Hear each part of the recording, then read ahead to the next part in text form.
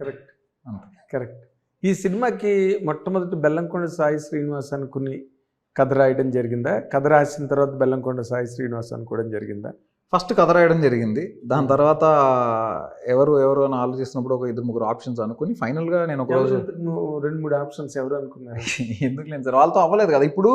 ఇప్పుడు ఏంటంటే ఇంత అయిపోయిన తర్వాత నేను ఒక్కసారి there are 2 ways Kaushik.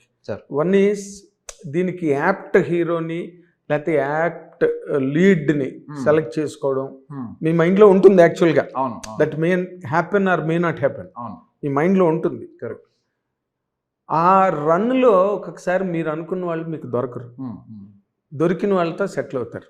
Okay, but ఇది అలా సెటిల్ అయ్యి తీసిన సినిమా అయితే కాదు, అది గ్యారంటీ. ఎందుకంటే బెల్లంకొండ శ్రీనివాస్ గారు దొరికారు కాబట్టి ఆయనతో సినిమా తీద్దాం అనుకుని తీసిన సినిమా ఖచ్చితంగా కాదు. నేను ఆయనకి నేనే మెసేజ్ చేసి నేను ఈ కథ మీకు చెప్దాం అనుకుంటున్నాను. అంటే మీరు అనుకున్న 2-3లో సాయి శ్రీనివాస్ ఒకరు? డెఫినెట్లీ నేను అనుకున్న లిస్ట్ ఆఫ్ ఆప్షన్స్లో ఈయన ఉన్నారు. అంటే లిస్ట్ ఆఫ్ ఆప్షన్స్ అంటే ఎవరెవరికి బాగుంటుంది ఈ కథ అని మనం కొన్ని అనుకుంటాం కదా. మేబీ ఇతనికి బాగుండొచ్చు, మేబీ ఇతనికి బాగుండొచ్చు అని మనం కొన్ని అనుకుంటాం కదా. అందులో ఖచ్చితంగా సాయి శ్రీనివాస్ గారు ఉన్నారు. ఇంకొక ఇద్దరు ఎవరు కాదు, that gains interest. You are still నువ్వు సినిమాలో బ్రేక్ చేసావు ఆ రెగ్యులర్ స్ట్రక్చర్, ఇంటర్వ్యూలో బ్రేక్ చేయలేకపోతున్నావు.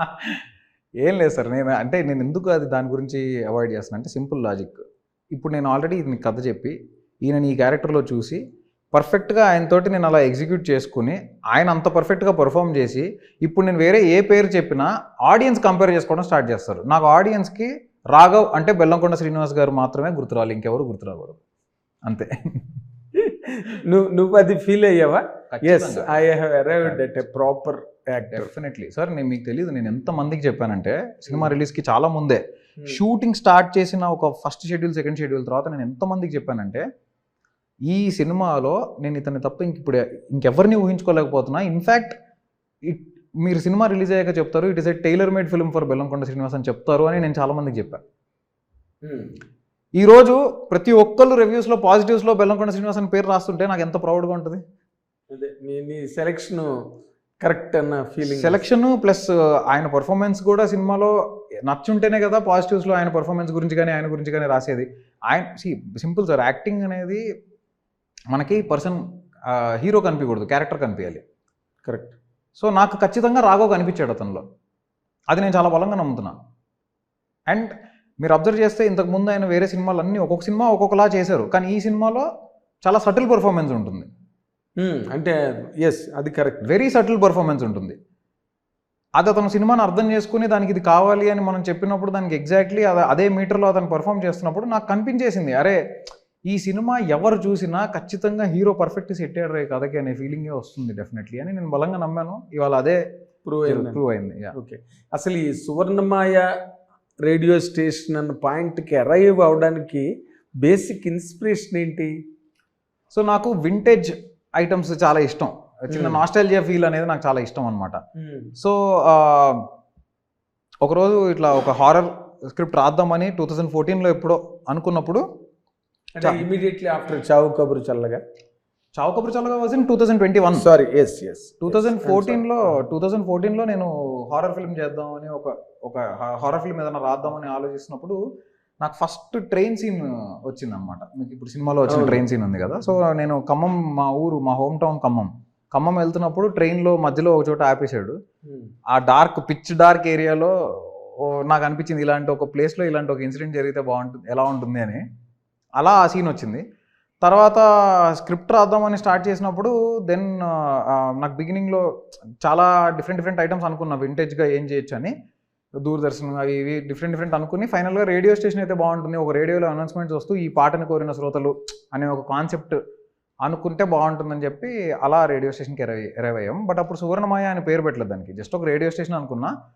చావు కబురు చల్లగా అయిపోయిన తర్వాత 2023 ఎండింగ్ అలా మేము ఈ స్క్రిప్ట్ రాయడం స్టార్ట్ చేసి 2023లో ఈ స్క్రిప్ట్ రాయడం స్టార్ట్ చేసాం. అప్పుడు రాస్తున్నప్పుడు దీనికి రామాయణం ప్యారలల్స్ యాడ్ చేస్తే ఇంకా బాగుంటుంది ఈ నెరేషన్కి అని అనుకుని కొన్ని క్యారెక్టర్ ప్యారలల్స్, కొన్ని సిచ్యువేషనల్ ప్యారలల్స్, మెటఫర్స్ అవి డ్రా చేసుకుంటూ అలా సువర్ణమాయ అనేది ఒక బంగారు జింకలాగా రిప్రజెంట్ చేయగలిగితే అక్కడ డేంజర్ ఉంది, ప్రపంచంలో అరుదుగా కనిపించే విషయాలు ఆసక్తికరంగా అనిపిస్తాయి, కానీ అక్కడికి వెళ్తే ఆపద ఉండొచ్చు అనే పాయింట్ తీసుకుని అందుకని సువర్ణ మాయ, సువర్ణ అంటే గోల్డ్, మాయ అంటే ఇల్యూజన్స్, అలా బంగారు జింక. యా అంతే.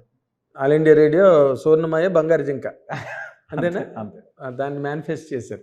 ఇప్పుడు ఇలాంటి కథలు అంటే నేను కొంతమంది చెప్పగా విన్నది, అండ్ ఆల్ఫ్రెడ్ హిచ్కాక్ కూడా ఎక్కడో రాసింది నేను చదివాను. ఇలాంటి కథలు రాసేటప్పుడు మేనిఫెస్టేషన్ ఎక్కువ ఉంటుంది ఆ క్యారెక్టర్లు, ఆ ఎపిసోడ్స్. అప్పుడు ప్యారలల్గా రైటర్కి లైఫ్లో కూడా అలాంటివి ఎక్కడో ఆ మూమెంట్స్ కానీ, ఆ ఫీలింగ్స్ కానీ, లేకపోతే అలాంటిది ఏదో తెలియని ఒక అట్మాస్ఫియరు జరుగుతుందని అంటారు బేసిక్గా. Did you ever face that? అలాంటివి ఏమైనా జరిగాయా? లేదు, రాస్తున్నప్పుడు కొన్ని సీక్వెన్సెస్ అనుకుంటున్నప్పుడు నాకు నిద్రలో భయం వేసేది. కొన్ని సీక్వెన్సెస్ రాస్తున్నప్పుడు ఇప్పుడు కొన్ని చిన్న థింగ్స్, చిన్న క్రీపీ కైండ్ ఆఫ్ థాట్స్ ఆలోచిస్తున్నప్పుడు ఎలా స్కేర్ చేయొచ్చు అని ఆలోచిస్తున్నప్పుడు నాకే మధ్య మధ్యలో కొన్ని థాట్స్ వచ్చి భయం వేసేది, నిద్ర మధ్యలో ఉలికిపడి లేచేవాడిని. అలాంటివి జరిగేవి. అది కాకుండా షూట్ అప్పుడే మాకు కొన్ని చిన్న చిన్న ఎక్స్పీరియన్స్లు అవి జరిగాయి. నేను వేరే ఇంటర్వ్యూస్లో వాటిలో కూడా చెప్పాను. ఏంటంటే ఒక బిల్డింగ్లో షూట్ చేస్తున్నప్పుడు పైన ఎక్కడో 3rd ఫ్లోర్లో ఎవరో ఒక మనిషి నించున్నట్టు అనిపించి నేను మైక్లో జరుగు అంటుంటే ఎంతసేపటి జరగట్లా. తర్వాత తెలిసింది అక్కడ ఎవరు లేరని. బట్ ఏదో షాడో ఫోర్కాస్ట్ అవుతుంది. మీకు దాని ఇమేజ్ చూపిస్తా ఇంటర్వ్యూ అయిపోయాక. ఓకే. ఒకసారి జరిగింది అలాగే? యా, ఒకసారి జరిగింది. బట్ ఆ ఫీల్ త్రూ అవుట్ ఏదో సంథింగ్ ఈజ్ వాచింగ్ అనే ఫీల్ అప్పుడప్పుడు అనిపిస్తూ ఉండేది. But that's only because we are shooting horror film. Hit TV app, ఇందులో short news, live news, entertainment shows, movies, digital magazines తో పాటు మీ జిల్లా వార్తలను కూడా ఫ్రీగా చూడొచ్చు. ఇంకెందుకు ఆలస్యం, వెంటనే హిట్ టీవీ యాప్ ని డౌన్లోడ్ చేసుకుని ఫ్రీగా ఎంటర్టైన్మెంట్ పొందండి. Hit TV app. Hit TV app, please download hit TV app. Hit TV యాప్ని ఫ్రీగా డౌన్లోడ్ చేసుకొని ఎంజాయ్ చేయండి. మీకు నచ్చిన ఎంటర్టైన్మెంట్ కోసం హిట్ టీవీ యాప్ ని ఫ్రీగా డౌన్లోడ్ చేసుకొని ఎంజాయ్ చేయండి. హిట్ టీవీ యాప్ని డౌన్లోడ్ చేసుకుని ఆస్వాదించండి, ఆశీర్వదించండి. ఇంతమంది సెలబ్రిటీలు హిట్ టీవీ యాప్ ని డౌన్లోడ్ చేసుకోండి అని చెప్తున్నారంటే ఎంత మంచి యాప్ ఆలోచించండి.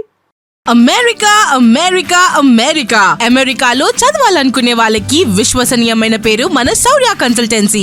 UK లో 1 year masters. UK లో 1 year masters. 2 years work permit up to 5 years visa. Contact Saurya Consultancy. Contact 89851 89851.